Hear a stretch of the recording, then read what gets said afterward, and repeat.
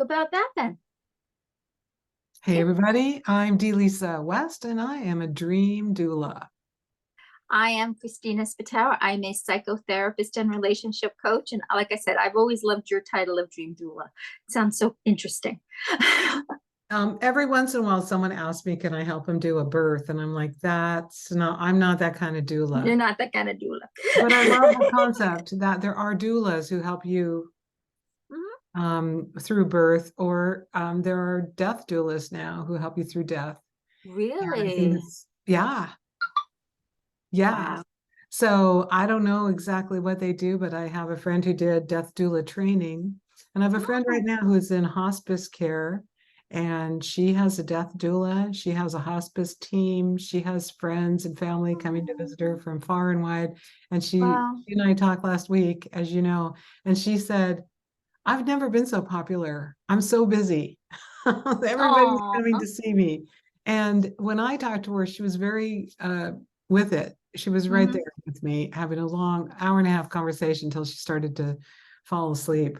And it's so beautiful that, anyway, I'm off topic now, but death doulas, that we don't talk about death that much in the United States of America. We hmm pretend like it's never going to happen. I think it's with anything that makes us afraid. I mean, a lot of times, how do we deal with something that makes us afraid? At its primal level, we avoid it Mhm. because, again, it goes back to the body's whole fight, flight, freeze. So if you're afraid of something, your knee-jerk reaction is going to be to avoid it. And we're terrified of death. Why do you think we love all these movies about vampires and werewolves and people that can live forever?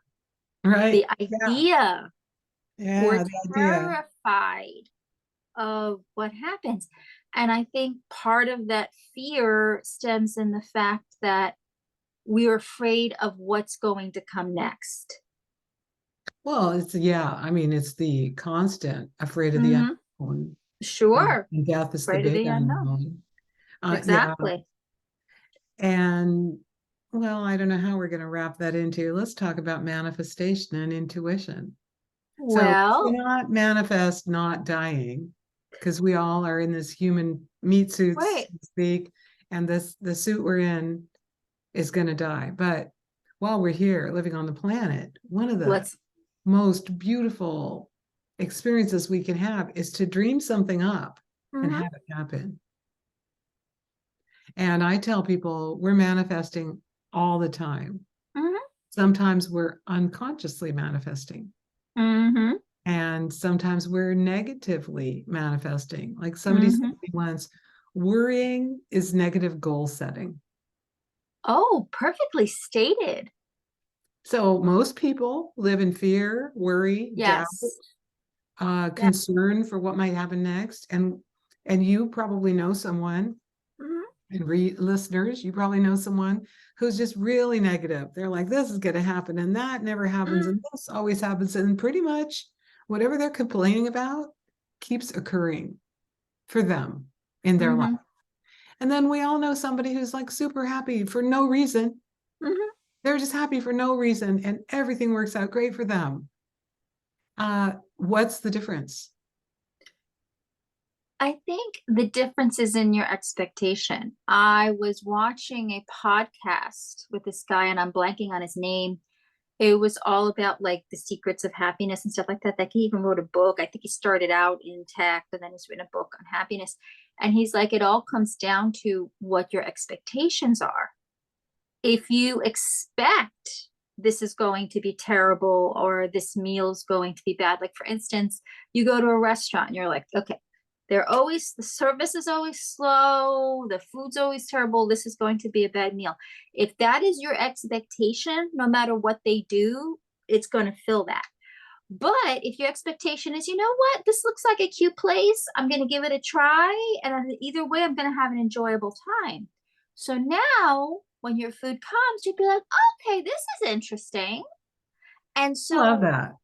I love yeah. that so much, because it reminds me of a specific specific time and place where we were rushing to a high school graduation, hmm And my two daughters and myself were in the car. The oldest daughter was driving. And I was like, there is never any parking. I can't believe there's not going to be park. I was just stressed out about getting there on Mm-hmm. time, how we're going to find parking. And my daughter, who was driving, she's the cheerful one. And she goes, don't worry, mommy, I got this. And she's like, she drives the car into this super packed parking lot. And she goes, hi, thank you. Oh, thank you. Thank you. Someone just pulls out. She pulls into a parking place. We park. We get there on time. That's And I thought, great. wow, I could have been in there so frustrated. Would I have seen that parking place? Maybe Mm-hmm. not. I would have been in my frustration zone and I would have been living that reality of I'm frustrated. There's no parking places. We're going to be late. Exactly. So if you want to look at manifestation and intuition in this light, what we are expecting is what we're going to manifest. If we manifest, if we think, okay, this is going to be terrible, yeah, you're going to bring that because that's what you're putting on it. But if we go into a situation open, open and with an open heart, an open mind, a cheerful attitude. Look, I am acknowledging sometimes the world is really, really, really hard. And I'm not saying I don't have my bad days too, but the idea is you try whenever you can to go into each day, each situation of just letting it be. Honestly, that's what the whole thing of mindfulness is all about. You know, all these mindfulness workshops and all that, that is really the essence of it. Embrace your moment and don't get caught up in the weeds of your head of worry and all of this and just embrace your moment. Also, you have to, so manifestation, if we back up into that whole concept, is happening all the time. Mm-hmm. We're manifesting this. Some people say we're in a dream, that this life we're in is maybe like the Matrix and it's just a Mm-hmm. simulation. So we're having a lucid dream and we can make the dream different. So Mm-hmm. we can make our life beautiful. We can make our life hell by Right. the thoughts we think. And there's a famous quote from Henry Ford who said, whether you think you can or whether you think you can't, you're right. Yeah. So manifestation, if you don't believe it, doesn't work. Mm-hmm. Affirmations, if you don't believe them, don't work. Well, Right. maybe in 20 years they work. You have to get to the point where I believe it. I'm saying this affirmation, I believe it. I Mm-hmm. say this affirmation, I believe it. You believe it so much, you can imagine having that thing or doing that thing. So, Mm-hmm. what's something you've done?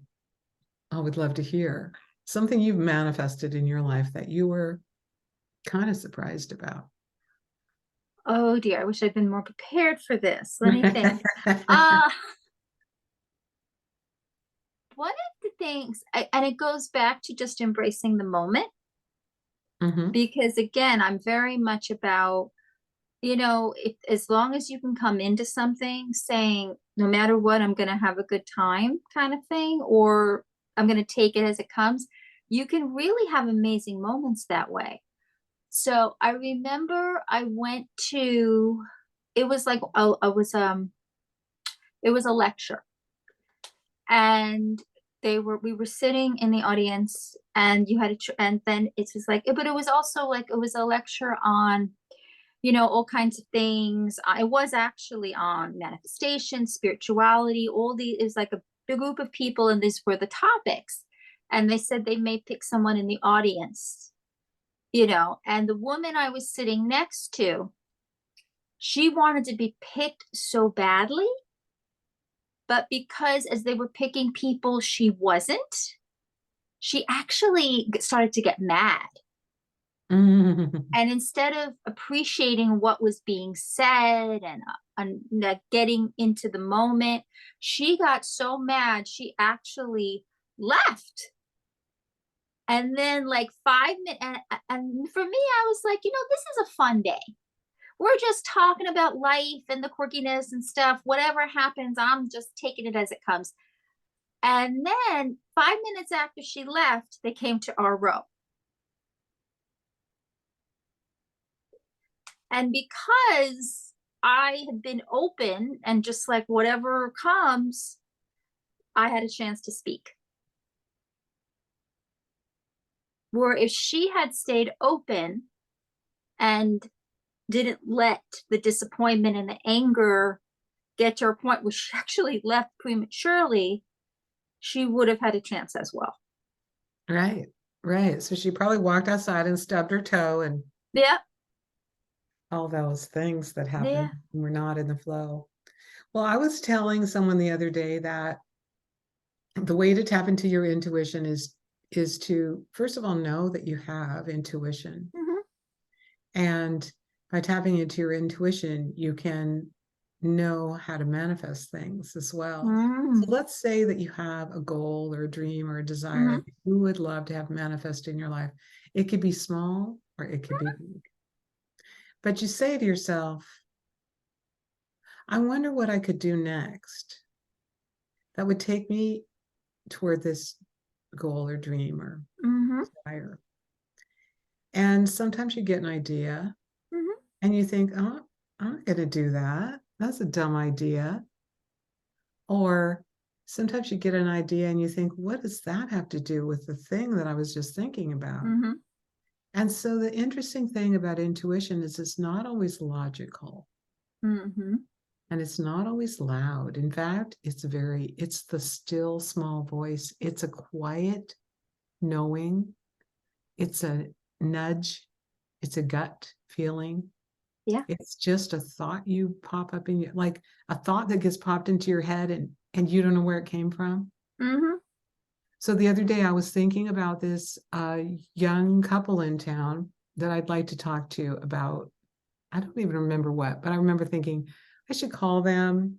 Mm-hmm. Should I email them? Should I text them? They're young, how do they like to get their messages? Mm-hmm. I was thinking about it, then I forgot about it. Then I was thinking about it, then I forgot about it. And late that day, I thought, okay, it's late in the evening and I'm driving home and I'm going to go get some potato chips at the store. I Mm. just feel like eating some potato chips. And I thought, which should I go to this store or that store? This store or that store? And so I decided to go to the particular store where I knew they Mm-hmm. had my potato chips. And Mm-hmm. I don't really like to shop at this store. It wasn't my first choice, but I was like, okay, I'll go there. So I go there, I buy the chips. I walk outside. I'm putting my bag of groceries in my trunk and I hear this, hey, D.Lisa, parked right Mm. next to me are the people that I wanted to talk to. Parked right next to my car in this parking lot at like 10:30 at night in this random, who would know, who could even dream this up? Yes. I was thinking about calling you, blah, blah, blah, blah, blah, blah, blah. So we had the conversation that I needed to have in the parking lot and I got my potato chips. It There you was go. divinely set up. Divinely So set up. that is I like how that. intuition works. And like you just think a thought, and maybe it's a random thought about something completely different, and it takes you to the thing that you're trying to Mm-hmm. find or the person you're trying to talk to. Yes. It's also about trusting it too, because where we get into trouble is when we second guess too much or when we overthink.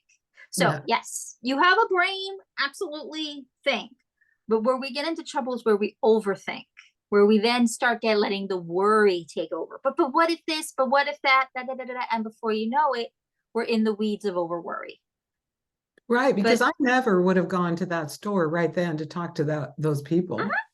right, Why would they even be there? right.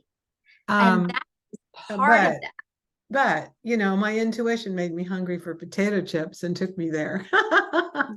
There you go. Don't question that. And I mean, I do believe in God. I do believe in a plan for life. And so I think when we do get feelings, when we do get a sense of something, don't ignore it. Our feelings are very powerful.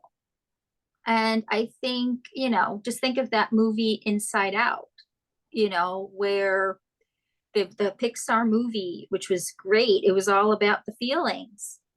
And it was about not choose, like Joy was obsessed with ruling, but you need to embrace all emotions.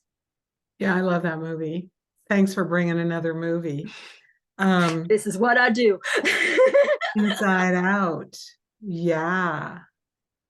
It that's so beautifully put. One of the things that so I took a course in tapping into your intuition by a woman Mhm. who's she's a professional intuitive. So she'll read your Oh. cards or talk to you about your future choices you're making, Mhm. and she'll tap into the whatever you tap into, the realm of everything. Mhm. And she was teaching a class. It was a multi-week, multi-video online class I did with her. And it was talking about how to tap into your intuition. And first of all, one, you have to recognize the voice of your intuition is quiet. Mhm. You have to believe it's that you could follow it. Mhm. And then you have to practice doing it. And her Yes. suggestion was practice easy things like which store should you go to tomorrow? Mhm. Like, or which road should you drive down if you're driving? Which bus should you take if you're taking a Mhm. bus? Should you go this way or that way? Because you can just drive down the wrong road and find the Mhm. right person.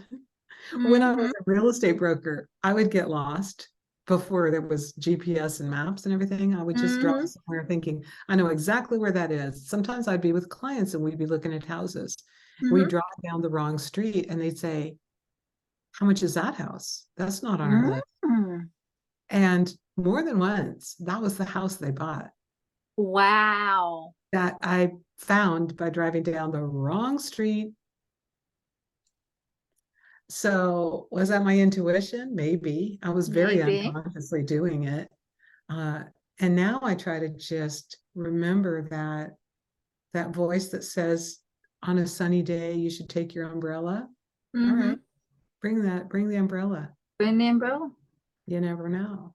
You never know. And follow that and Yeah, listen to that inner voice. And also, sometimes we get very rigid in thinking this is how something has to happen. sure. But the more we can let go of that and be like, I'm open to how this happens, I'm open to how this unfolds, it leaves room for the universe, God, whatever you believe, to do amazing things. Yeah, because I think one of the things I teach my people is this muscle testing technique, and you probably know about this, Mm-hmm.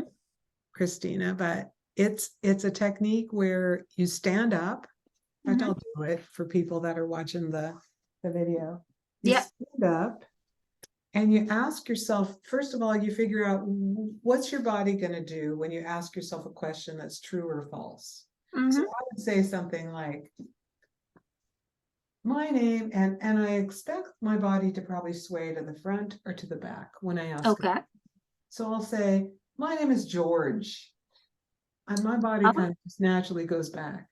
My name Mm-hmm. is D.Lisa. My body naturally goes forward. Mm-hmm. Ask yourself a question that's not a yes or no. You might sway left and right or just stand. So sometimes I'll say, oh, should I do this or should I do that? And my body instantly, even though my mind would be going, I don't know, I can't decide.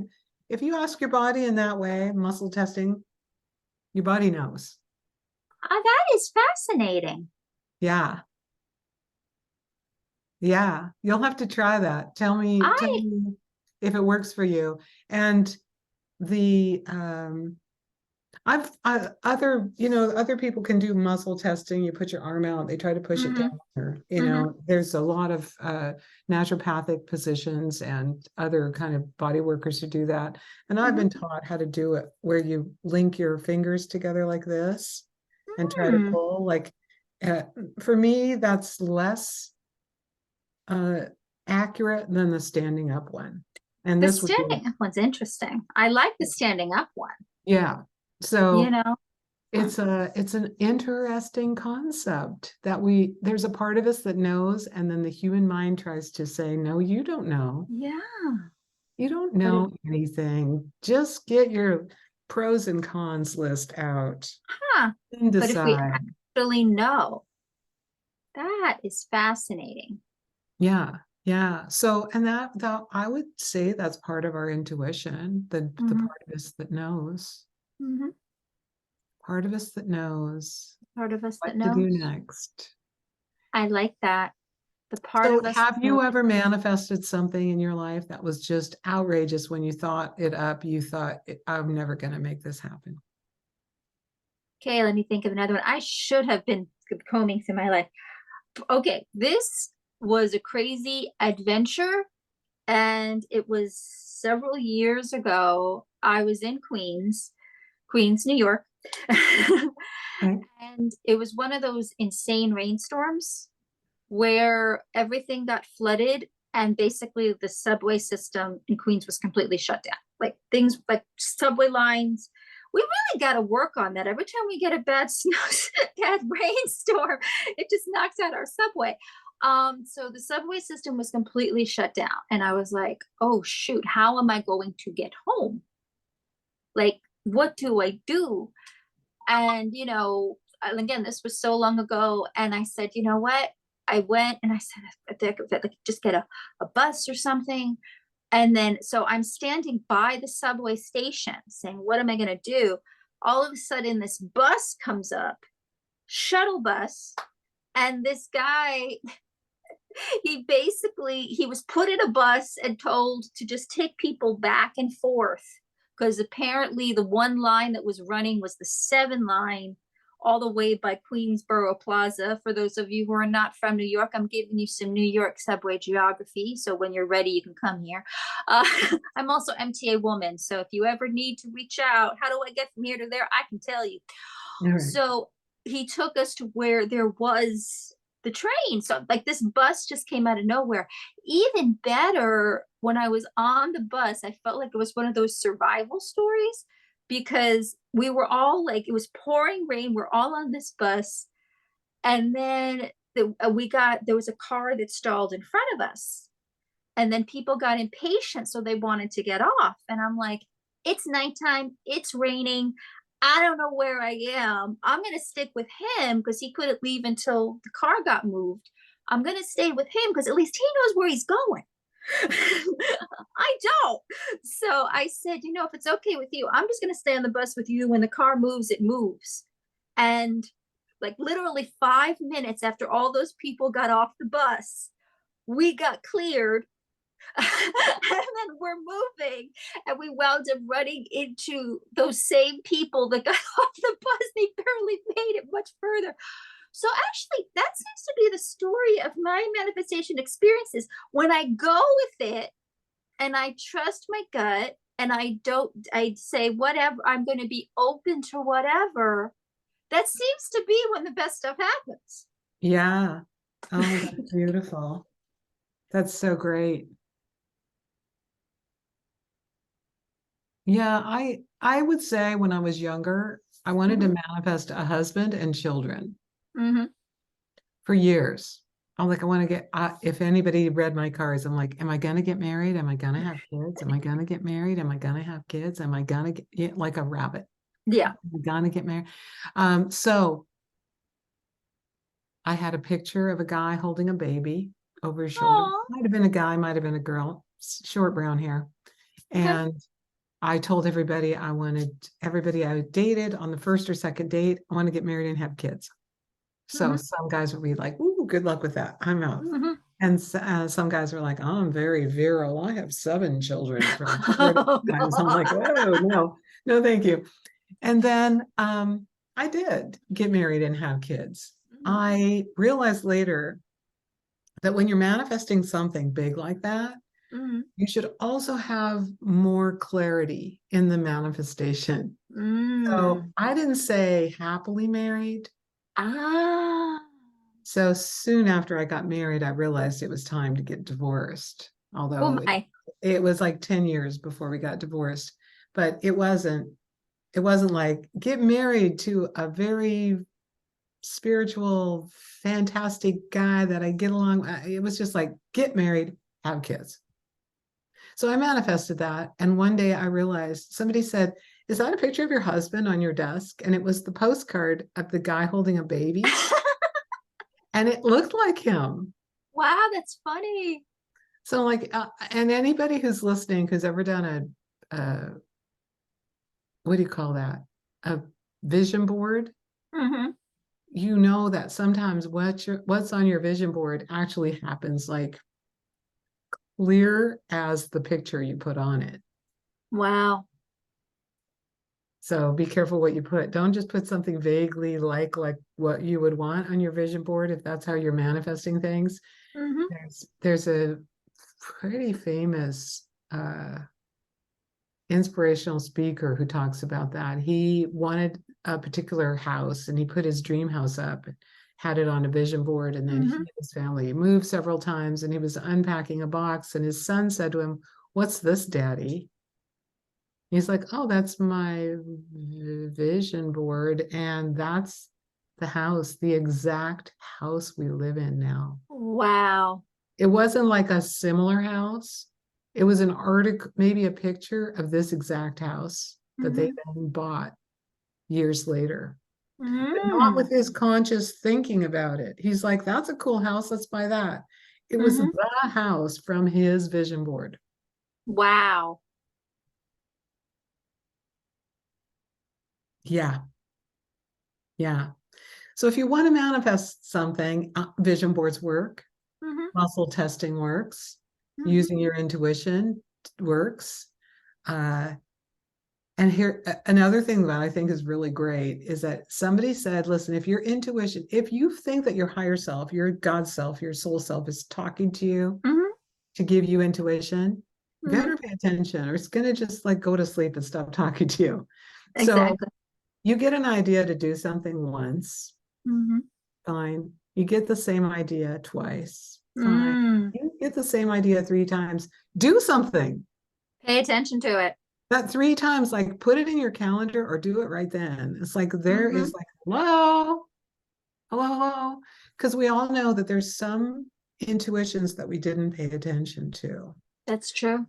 And later on, we wished that we had Mm. because it was a big message that we were just ignoring.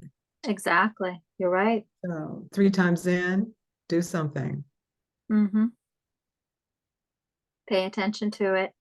And if you have learned anything from my stories, detach a little bit from the outcome and be open to how the universe delivers it to you. Right on, 100%.